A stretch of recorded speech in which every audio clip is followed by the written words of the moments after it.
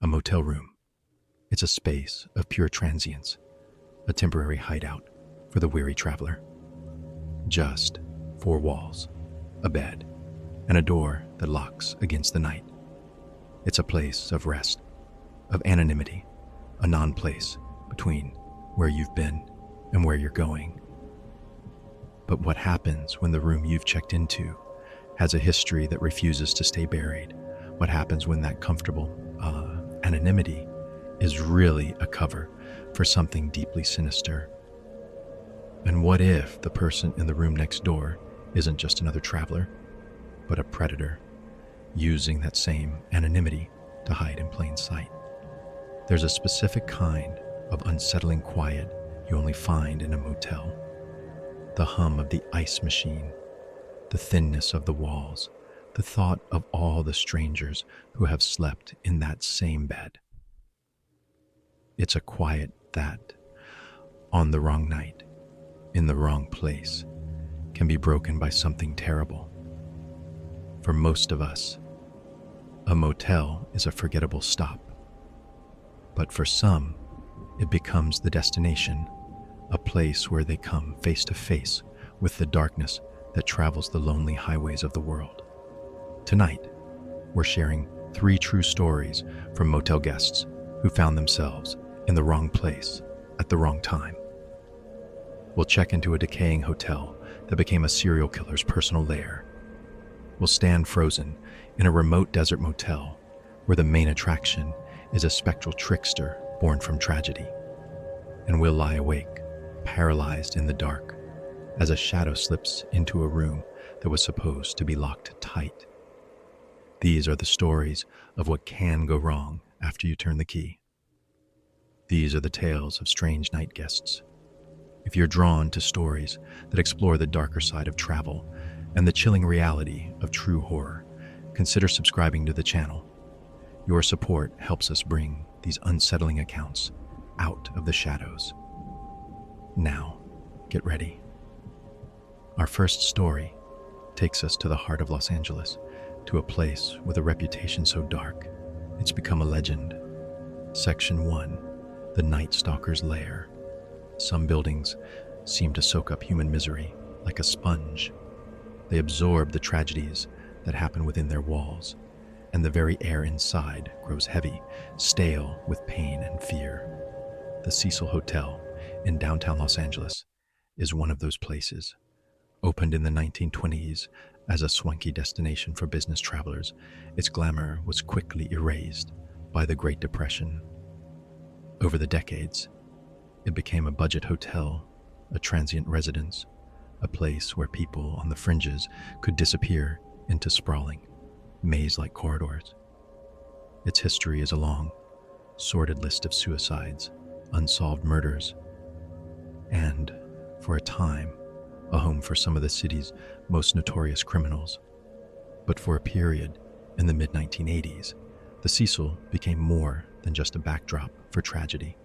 It became an active hunting lodge for one of the most terrifying serial killers in American history. By the summer of 1985, a thick layer of fear had settled over Southern California. A phantom was loose, a predator who moved through the night, invading homes with unnerving confidence. The media gave him a name, the Night Stalker. His crimes were marked by horrifying brutality and a chilling randomness. He targeted men, women, and children, using methods that left communities shattered and police baffled. No one felt safe. People bought guns, installed new locks, and slept in shifts. The California dream had become a hunting ground. The killer seemed to be everywhere and nowhere at once, a demonic force slipping through the city's cracks. And the whole time, he had a home base, a place to go back to after his horrific deeds, a place where he was just another face in the crowd. For several months, during the height of his murder spree, Richard Ramirez, the Night Stalker, lived in a room on the 14th floor of the Cecil Hotel. He paid just $14 a night.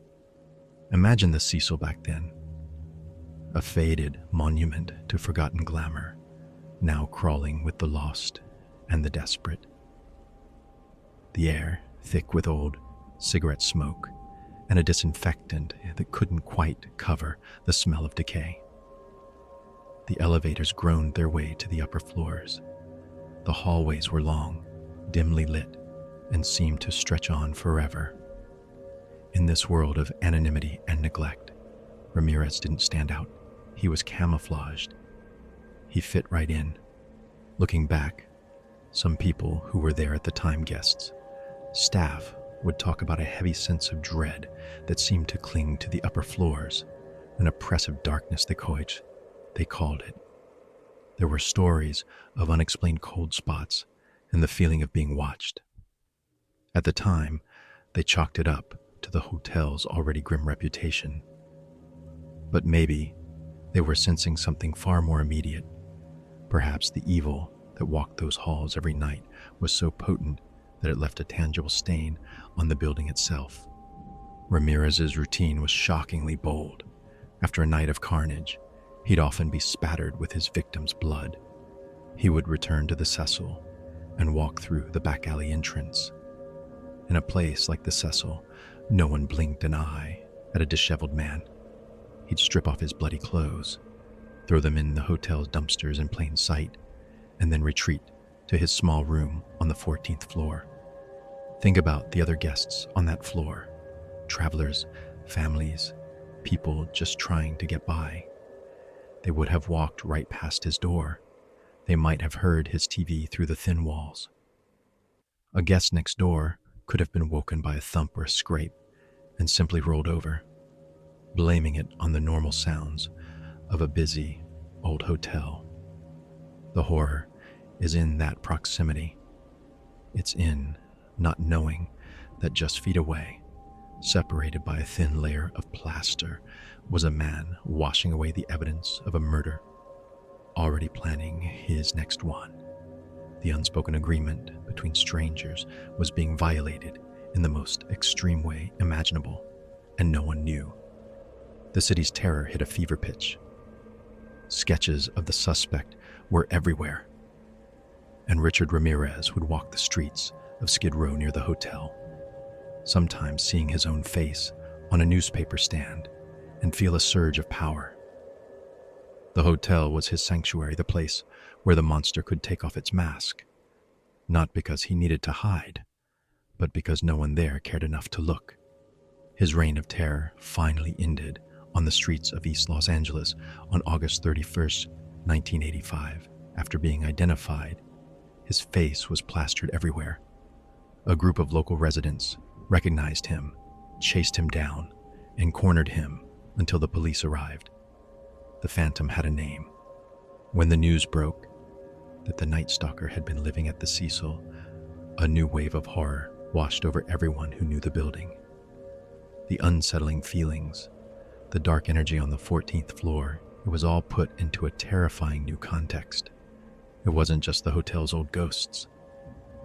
It was the presence of a living monster.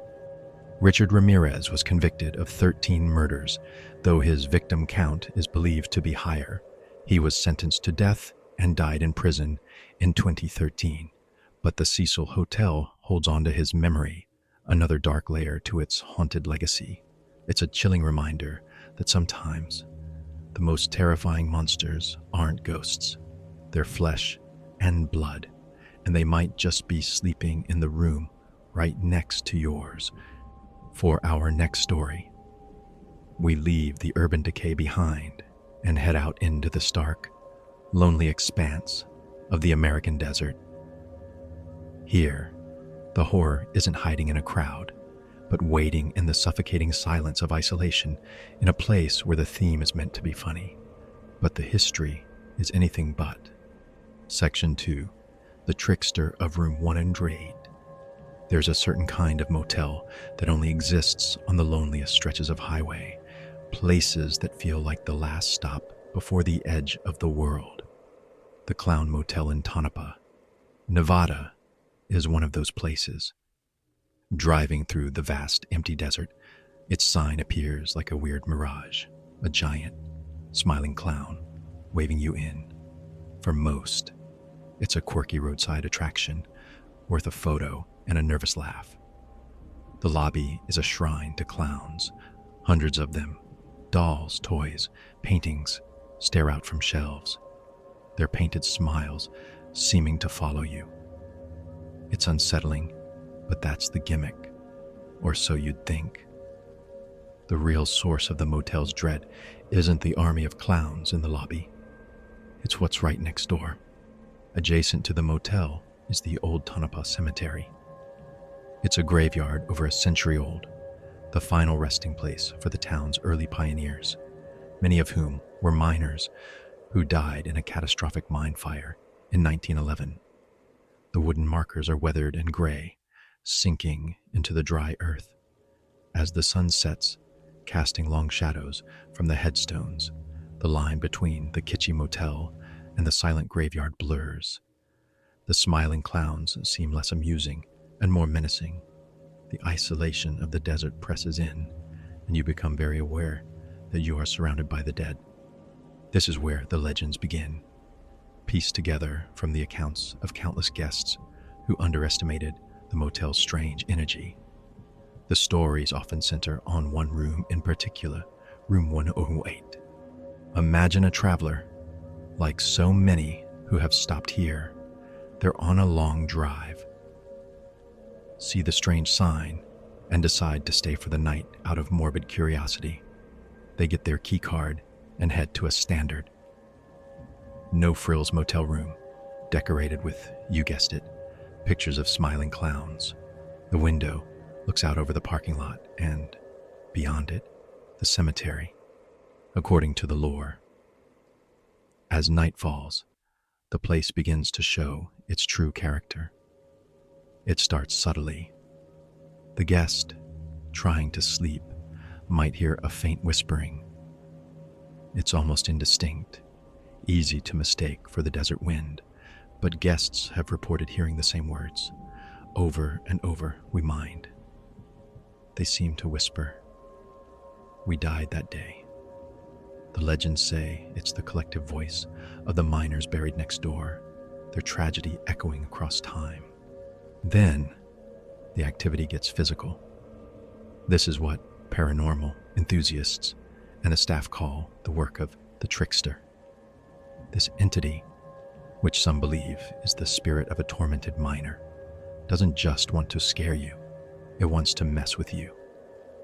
A guest might put their wallet on the bedside table, only to find it across the room moments later. The TV might flick on by itself, blasting static before shutting off again. The bathroom door, firmly closed, might be found creaking open. Each event is small enough to doubt. You could tell yourself you're just tired, just forgetful. But the incidents build on each other, creating a feeling of wrongness. The sense of being alone vanishes, replaced by the unnerving sensation of being watched. Some guests have even reported looking out the window toward the graveyard and seeing shadow figures flitting between the headstones, moving from the cemetery toward the motel. For those who tell the most terrifying tales about room 108, the night culminates in a direct confrontation. This is the moment the trickster supposedly reveals itself. The story goes that a guest is woken from a restless sleep by a sudden, intense drop in temperature. A paralyzing fear takes hold, rooting them to the bed. And then they see it. According to multiple anecdotal accounts, standing at the foot of the bed is an apparition. Many describe it as the figure of a clown, but not a toy from the lobby. It's said to be impossibly tall, nearly 7 feet, looming over the bed. Its features are a nightmarish blend of the comical and the grotesque. Some say it wears the tattered, soot-stained clothes of a miner under a garish clown costume. Its face is a mask of white paint, but its eyes burn with a century of sorrow. It doesn't move. It just stands there, a silent, towering violation. One former owner even reported a corroborating experience. During an investigation, he claimed to have been frozen in place for several minutes, staring at a tall, shadowy figure in one of the rooms before it vanished, releasing him from its grip. He was convinced he'd met the motel's dominant spirit. For the guest in the story, the encounter ends just as abruptly. After what feels like an eternity, the 7-foot clown apparition is said to simply vanish. The cold dissipates, but the terror remains. Sleep is no longer an option. The rest of the night is spent with every light blazing, waiting for the first hint of dawn. As soon as the sun is up, they leave. They drop the key at the desk, not saying a word, avoiding the gaze of the clowns in the lobby. Driving away, the motel shrinking in the rearview mirror, the experience feels like a fever dream. The clown motel is still open, leaning into its haunted reputation. Ghost hunters and thrill seekers flock to it, many requesting room 108, hoping for an experience of their own.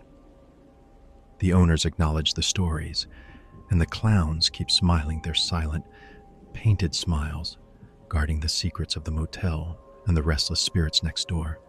The trickster, it seems, is always waiting for its next guest. From a haunting born of historic tragedy, we now turn to a horror that is far more immediate. Our final story isn't about vengeful ghosts or legendary monsters. It's about the terrifying vulnerability of being alone in a strange place, and the realization that the flimsy lock on a motel door is sometimes the only thing standing between you and a living nightmare. Section 3. The shadow at the foot of the bed. There's a unique kind of exhaustion that only comes from being on the road too long. Your eyes burn, your body aches, and the highway's white lines start to hypnotize you. At a certain point, all you want is a bed, and any bed. Standards for comfort and safety drop with every mile marker. A motel sign advertising a cheap vacancy can feel like salvation. It's in this state of weary vulnerability that our final story begins. This account is about a solo traveler making her way across the country. It was late, well past midnight, and she was dangerously exhausted. She pulled off the highway at a small, nondescript exit where the only sign of life was the flickering neon of a single, low-slung motel. It was the kind of place you see everywhere and nowhere. It wasn't inviting, but it was there. All she wanted was a few hours of sleep. She checked in, got the key, and found her room at the far end of the building. The room was what you'd expect: questionable bedspread, stale air, and the lonely hum of the ice machine down the walkway. She locked the door, slid the chain lock into place, and wedged a chair under the doorknob, an old habit. Feeling as secure as she could, she collapsed into bed and fell fast asleep. Sometime in the dead of night, a sound pricked the edge of her consciousness. A faint metallic sound, a soft but persistent clicking. In her sleepy state, she tried to place it: the air conditioner, the plumbing. It didn't quite fit. The sound was too deliberate. She rolled over and willed herself back to sleep, but the clicking didn't stop. It was followed by a soft scrape, the sound of metal on metal. Suddenly, with a jolt of adrenaline that burned away all sleep, she knew what it was. It was the lock on her door. Someone was trying to get in. Her heart hammered against her ribs. She lay perfectly still, every muscle tensed, faking deep sleep. She could hear the blood roaring in her ears. She thought of the chair against the door, the chain lock. Surely that would be enough. The clicking stopped. An agonizing silence fell over the room, heavier and more terrifying than the noise it replaced. Had she imagined it? Then she heard it. A faint, almost imperceptible creak of a floorboard inside the room. Her blood ran cold. The chair hadn't worked. The chain was broken. Someone was in the room with her. A paralyzing wave of fear washed over her, making it impossible to scream or even breathe. Her mind raced. Who was it? What did they want? All she could do was lie there, a statue of terror, praying they'd think she was asleep. Take what they wanted and leave. Then she felt it, a subtle shift in weight at the foot of the bed, a slow, deliberate pressure. Her mind screamed. Then came the pull. The blanket, her only shield, was being drawn down. It wasn't a sudden yank, but a slow, methodical drag, inch by horrifying inch. She felt the cool air hit her legs as the blanket was peeled away, an act of pure dominance. The intruder wasn't just there to rob her. They were savoring her terror. The blanket was pulled away completely. At that moment, survival instinct overpowered fear just enough for her to crack open her eyelids. In the faint light filtering through the curtains, she saw a figure. It was a tall, slender silhouette, completely cloaked in shadow. A tall, dark figure, standing perfectly still at the foot of her bed, just watching her. A scream was building in her throat, but before it could escape, the figure spoke. A low, guttural whisper slithered across the room. Shh! It wasn't a plea, but a command, filled with such cold menace it froze the scream in her lungs. The figure took a step closer. Don't make a sound, it whispered again.